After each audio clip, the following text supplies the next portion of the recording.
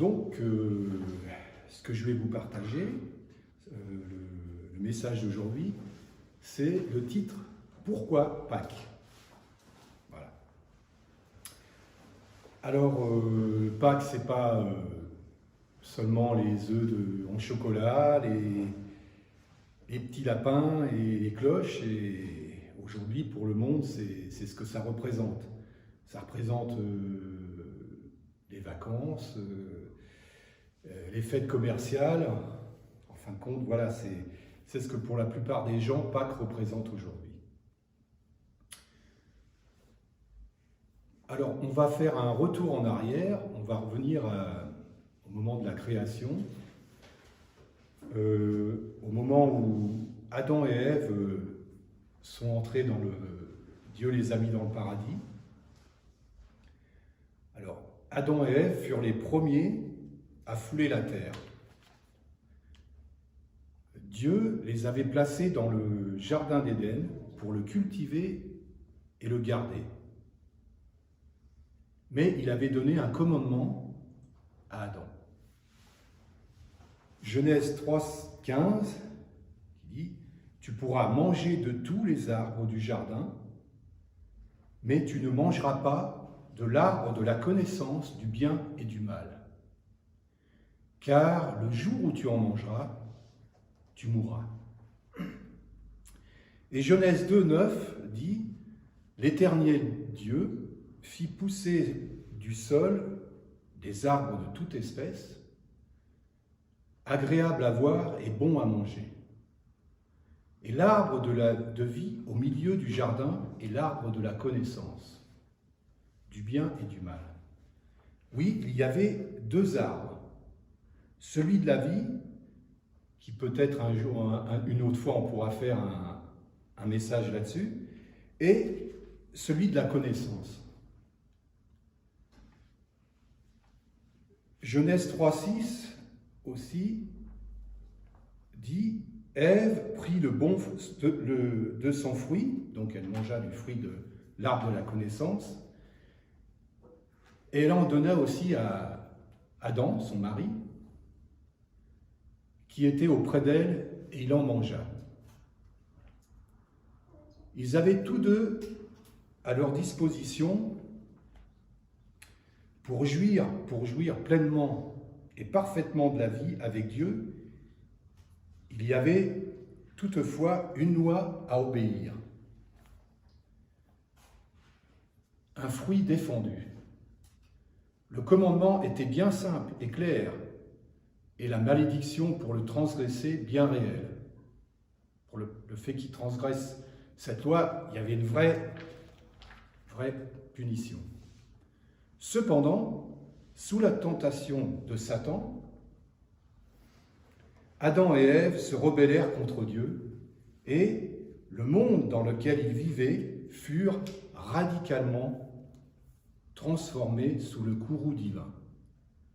Voici la conséquence que l'humanité récolta pour sa rébellion envers Dieu.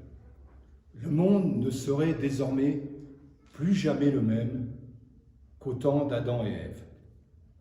Tous deux étaient coupables de haute trahison envers Dieu, envers le Créateur de l'univers qui avait prévenu Adam. « Le jour où tu en mangeras, tu mourras. » Et mort il y eut. Genèse 3, 22, car l'Éternel Dieu dit, « Voici l'homme est devenu comme l'un de nous pour la connaissance du bien et du mal.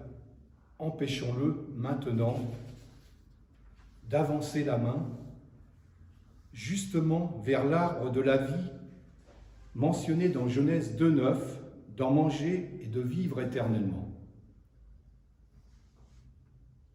Ils allaient désormais mourir physiquement et ils étaient déjà morts spirituellement par leur péché contre Dieu. La lettre de Romains 5, 19 conclut « Car par la désobéissance d'un seul, beaucoup ont été rendus pécheurs. Ainsi, par l'obéissance d'un seul, beaucoup seront rendus droits. » On verra qui est cette personne plus tard, qui va nous aider à devenir droit. Le mal et la mort dans le monde proviennent du péché originel. Dieu ne les avait pas créés. Notre désobéissance quotidienne envers Dieu prouve que nous méritons aussi la malédiction que subirent Adam et Ève, et c'est pour cela que nous avons besoin d'un sauveur. On va aussi parler comment les gens étaient sauvés dans l'Ancien Testament. On a souvent l'impression que l'Ancien Testament, les gens étaient sauvés par leurs œuvres. Si Abraham, David et bien d'autres ont été acceptés par Dieu, c'est parce qu'ils ont vécu une bonne vie à ses yeux. Pourtant, quand on regarde de près leur vie, on réalise qu'ils n'étaient pas si parfaits que ça. Abraham n'était pas un exemple moral, mensonge sur sa femme qui, en fin de compte, disait que c'était sa sœur, parce qu'il avait peur. En fin de compte, il était craintif et voilà, il mentait. Et David a commis un meurtre et un adultère. 2 Samuel 11, dans 2 Samuel 11, on peut lire ça, par exemple, et il y en a d'autres. Il y en a d'autres histoires comme ça dans la Bible. Bien sûr, Dieu a donné au peuple d'Israël un grand nombre de commandements qu'ils devaient respecter afin d'être heureux et d'avoir une bonne relation avec lui. Mais le peuple n'a pas réussi à les respecter. Et aucun homme, en dehors de Jésus, n'a pu le faire. C'est pour ça qu'on peut lire dans Romains 3 que personne ne sera considéré comme juste devant Dieu sur la base des œuvres de la loi, puisque c'est par l'intermédiaire de la loi que vient la connaissance du péché. Romains 3, 20.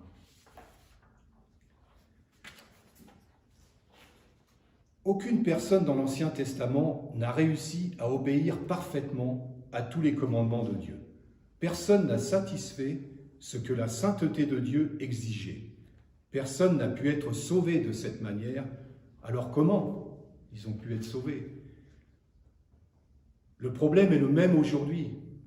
Le problème de l'homme est le même pour tous. Depuis Adam, c'est le péché. Le Nouveau Testament est assez explicite là-dessus. Dans Éphésiens 2, 1, nous dit que nous sommes morts par nature, incapables de nous ramener à la vie par nous-mêmes. Et dans Romains 3, 10 à 18, nous voyons que cette corruption est totale. Elle nous atteint entièrement, toutes les parties de notre être. Nous sommes pécheurs et cette réalité est vraie pour chaque être humain qui a vécu sur cette terre depuis le début. Toute la création est soumise au péché. Romains 3, 23, car tous sont péchés et n'atteignent à la gloire de Dieu.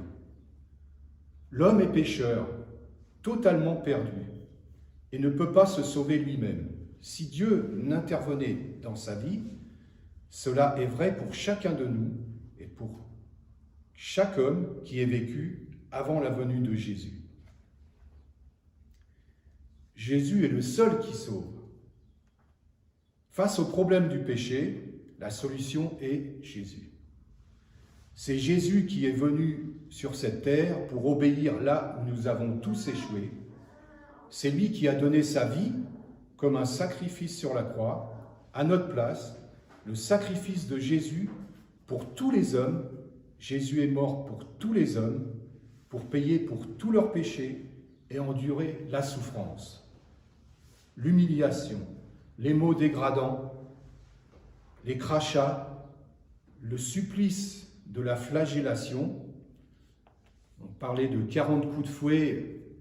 Pourquoi on ne donnait pas 40 coups de fouet à l'époque pour les suppliciés?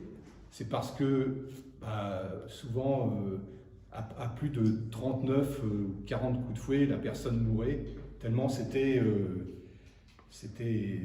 violent. La crucifixion, la mise au tombeau, le séjour en enfer pour payer le prix du péché pour tous les hommes. Il a ressenti l'abandon de Dieu, ressenti ce que cela est d'être rejeté par Dieu, quand il a crié « Eli, Eli, lama sabachthani », ce qui veut dire « Mon Dieu, pourquoi m'as-tu abandonné ?» Matthieu 27, 46, il a vécu ce qu'un pécheur est appelé à vivre sans Christ. C'est Jésus que Dieu a envoyé pour porter la colère, afin que toute personne qui croit en lui puisse être pardonnée. C'est Jésus et Jésus seul qui sauve. La Bible nous dit « Il n'y a aucun autre, car il y a sous le ciel aucun autre nom qui ait été donné parmi les hommes, par lequel nous devions être sauvés. » Actes 4, 12. Cette vérité est vraie aussi pour les êtres humains de l'Ancien Testament. Seul Christ sauve et aucun autre. Il n'y a pas d'autre moyen de salut, il n'y a pas d'autre moyen pour pardonner les péchés. On le voit bien, les sacrifices de l'Ancien Testament n'étaient pas suffisants. Ils devaient toujours être répétés et ne réglaient jamais définitivement le problème du péché. Mais Jésus, sur la croix, l'a fait. En dehors de la croix, donc, et du sang de Jésus qui a coulé, il n'y a pas de salut possible. La solution est la même. Pour les êtres humains de l'Ancien Testament, la manière d'être sauvé est la même que dans le Nouveau Testament. La foi en Jésus, l'Évangile, la bonne nouvelle et la grâce de Dieu. Ça peut surprendre, mais c'est vrai. Mais l'Évangile n'est pas une invention de Dieu pour le Nouveau Testament, c'est son plan de toute l'éternité. Il a révélé ce plan de manière progressive. Et c'est avec le Nouveau Testament qu'on le voit de manière totalement claire, en la personne de Jésus. Mais cet évangile est présent dès le début et devient de plus en plus clair au fur et à mesure de notre lecture de l'Ancien Testament. Paul affirmait la même chose en disant que l'évangile a été annoncé à Abraham dans Galates 3:8 et Genèse 12. Pour être sauvé dans l'Ancien Testament, il fallait donc simplement croire en la promesse de Dieu d'un sauveur, d'un Messie, qui allait venir régler le problème du péché de Genèse 3. Il fallait croire en la bonne nouvelle d'un Dieu qui bénit alors que l'homme mérite la malédiction et la mort. La nouvelle d'un Dieu qui restaure ce que l'homme a détruit. La solution est la même. Ce qui change, c'est le temps. Être sauvé dans l'Ancien Testament, c'était croire en la promesse future de Dieu, la venue de quelqu'un qui allait écraser la tête du serpent, Genèse 3:15, alors que pour nous, il s'agit de croire en la promesse accomplie de Dieu sur la croix. Les sacrifices dans l'Ancien Testament, ce sont des sacrifices avec du sang. Pourquoi avec le sang? Le sang, c'est la vie. Donc, c'est l'ultime sacrifice. Et Jean 15:13, « Aucun homme n'a un plus grand amour que ceci qu'un homme donne sa vie pour ses amis. » Les sacrifices continuaient en attendant l'arrivée du Sauveur annoncé dans l'Ancien Testament, le sacrifice de Jésus, l'agneau de Dieu, pour tous les hommes. Jean 1:29, le lendemain, Jean voit Jésus venant vers lui et dit « Voici l'agneau de Dieu, lequel ôte le péché du monde. » Le sacrifice de Jésus pour tous les hommes. Jésus est mort pour les péchés de tous les hommes. Ensuite, l'événement le plus merveilleux, le plus fantastique, le plus incroyable est arrivé dans le monde avec la résurrection. Jésus nous a ouvert un chemin direct pour tous les hommes qui croient en lui, un chemin vers Dieu, le pardon du péché. Jésus est mort une fois pour tous, alors que dans l'Ancien Testament, il fallait des sacrifices continuels. Beaucoup de gens n'ont pas compris que le Christ a fait l'ultime sacrifice. La Pâque, c'est célébrer la résurrection, la fin des sacrifices, c'est comprendre le prix que Jésus a payé par amour pour chacun d'entre nous. Il a payé suffisamment cher pour nous sauver. Comprendre que s'il n'avait pas fait ce sacrifice de sa vie, nous serions toujours et pour l'éternité séparés de Dieu. À cause du péché qui est entré dans le monde, nous sommes séparés de Dieu et seul le sacrifice de Christ pour nous peut nous réunir pour l'éternité avec Dieu. Le salut est gratuit, c'est un don. Le salut n'est pas par les œuvres, il faut être né de nouveau, c'est un événement, une fois dans sa vie. Éphésiens 2, 8, 9 nous dit « Car vous êtes sauvés par la grâce, par la foi, et cela ne vient pas de vous, c'est un don de Dieu.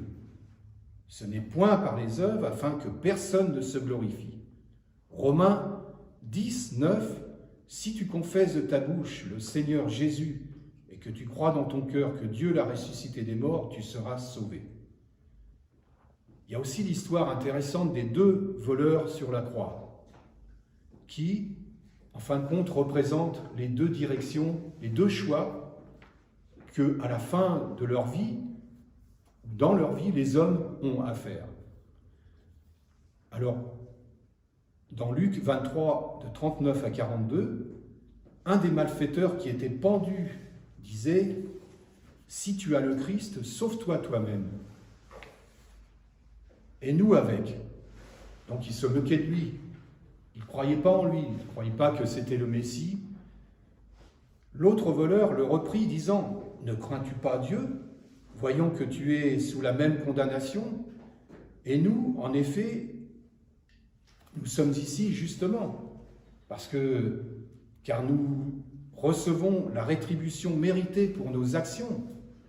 Mais cet homme n'a rien fait de mal. » Donc lui, il avait compris qu'il était vraiment là parce que voilà, c'était des voleurs, c'était des bandits qui payaient le prix qu'ils devaient payer.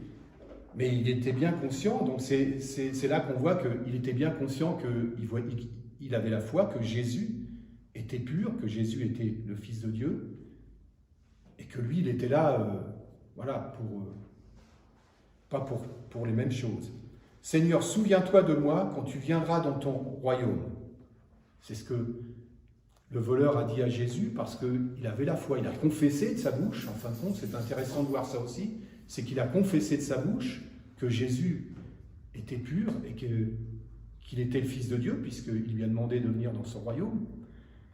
Et qu'en même temps, dans son cœur, il croyait que c'était le Fils de Dieu.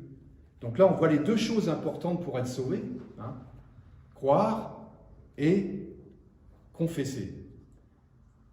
Seigneur, donc, souviens-toi de moi quand tu viendras dans ton royaume. Et Jésus lui dit, en vérité, je te le dis, aujourd'hui, tu seras avec moi au paradis. Voilà.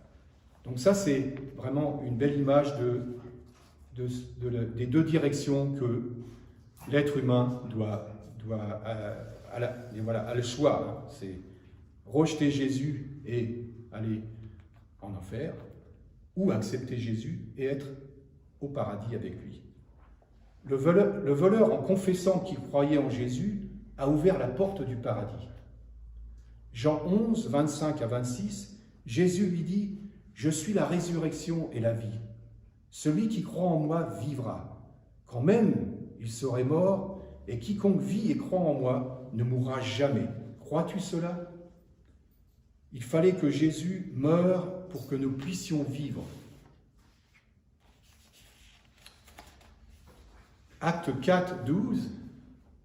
D'ailleurs, il n'y a pas de salut en aucun autre, car il n'y a aucun autre nom sous le ciel donné parmi les hommes par laquelle nous devons être sauvés. Donc on ne peut pas être sauvé par d'autres moyens que le nom de Jésus. C'est le seul nom qui est reconnu par Dieu, par laquelle on peut être sauvé. Si vous n'êtes pas sauvé pour toujours, vous n'êtes pas sauvé. Dieu ne va pas sauver ceux qui pensent pouvoir se sauver eux-mêmes, mais il sauvera ceux qui savent qu'ils ne peuvent pas se sauver eux-mêmes. Il a fallu que Jésus meure afin que nous puissions vivre. Si vous ne croyez pas en la souffrance de Jésus pour vos péchés, alors vous allez devoir souffrir pour vos propres péchés. Le seul salut est en Christ. La seule paix est dans le Prince de la paix et la seule vérité dans la parole de Dieu. Jésus sauve et il peut sauver l'impossible. Donc, dans Actes 16, 30, un geôlier demanda aux disciples « Seigneur, que dois-je faire pour être sauvé ?» Et il dit « Crois au Seigneur Jésus-Christ et tu seras sauvé. » Il y a un autre verset, Jean 3,16, qui dit « Car Dieu a tant aimé le monde qu'il a donné son Fils unique afin que quiconque croit en lui ne périsse pas, mais qu'il ait la vie éternelle. » Et un autre verset, Jean 1,12, dit « Et à tous ceux qui l'ont reçu, à eux, il a donné le pouvoir de devenir les fils de Dieu. » C'est-à-dire à ceux qui croient en son nom. Jean 1,12. Croire veut dire faire confiance, faire entièrement confiance. Romains 10,10 nous dit « Car c'est avec le cœur que l'homme croit à la droiture, et avec la bouche, la confession est faite à salut. »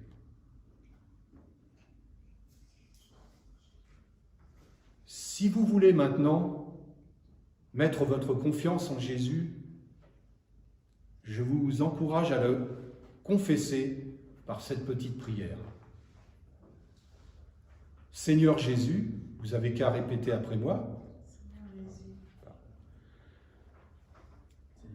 Je crois que je suis un pécheur. J'ai compris que je ne pourrai jamais être assez bon pour mériter le paradis.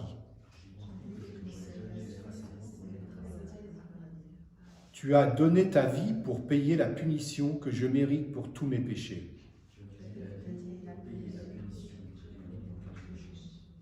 Seul toi, Jésus, peux me sauver. Par ton sacrifice, tu as vaincu la mort avec la résurrection. Je mets mon entière confiance en toi, Seigneur Jésus. Et en toi seulement, je crois, par la foi, que je serai au paradis quand je mourrai et que j'aurai la vie éternelle. Merci Seigneur de me sauver. Amen. Alors si vous avez fait cette prière, eh bien maintenant vous êtes devenus enfants de Dieu et vous avez reçu l'éternité. Voilà, vous avez reçu la vie éternelle. Maintenant, je vais vous donner encore un verset, quelques versets, qui dit, dans 1 Jean 5, 13, nous dit « Ces choses, je les ai écrites à vous, qui croyez au nom du Fils de Dieu, afin que vous puissiez savoir que vous avez la vie éternelle. » Alors, je vais encore lire quelques versets, juste on va finir sur ces quelques versets. Romains 5, 8, 9, « Mais Dieu dirige son amour vers nous en ce que, pendant que nous étions encore pécheurs, Christ mourut pour nous. » 1 Corinthiens 15, 3, 4, « Je vous ai enseigné avant tout, comme je l'avais aussi reçu, que Christ est mort pour nos péchés, selon les Écritures, qu'il a été enseveli et qu'il est ressuscité le troisième jour, selon les Écritures. » Philippiens 3, 10, 12, « Afin de connaître Christ et la puissance de sa résurrection et la communion de ses souffrances, en devenant conforme à lui dans sa mort, pour parvenir, si je puis, à la résurrection d'entre les morts. » Nous avons Romains 6, 15, nous dit « Nous avons été ensevelis avec lui par le baptême en sa mort, afin que, comme Christ est ressuscité des morts, par la gloire du Père, et même nous aussi, nous marchions en nouveauté de vie. 1 Corinthiens 6, 14, encore quelques-uns et nous finirons ensuite. Dieu est Dieu qui a ressuscité le Seigneur, nous ressuscitera aussi par sa puissance. Romains 8, 34, qui les condamnera? Christ est mort, bien plus, il est ressuscité. Il est à la droite de Dieu et il intercède pour nous. Romains 6, 8, 11, or, si nous sommes morts avec Christ, nous croyons que nous vivrons aussi avec lui, sachant que Christ ressuscité des morts ne meurt plus, la mort n'a plus de pouvoir sur lui. Et le dernier, 1 Corinthiens 15, 20, 23. Mais maintenant, Christ est ressuscité des morts. Il est les prémices de ceux qui sont morts, car puisque la mort est venue par un homme, c'est aussi par un homme qu'est venue la résurrection des morts. Voilà.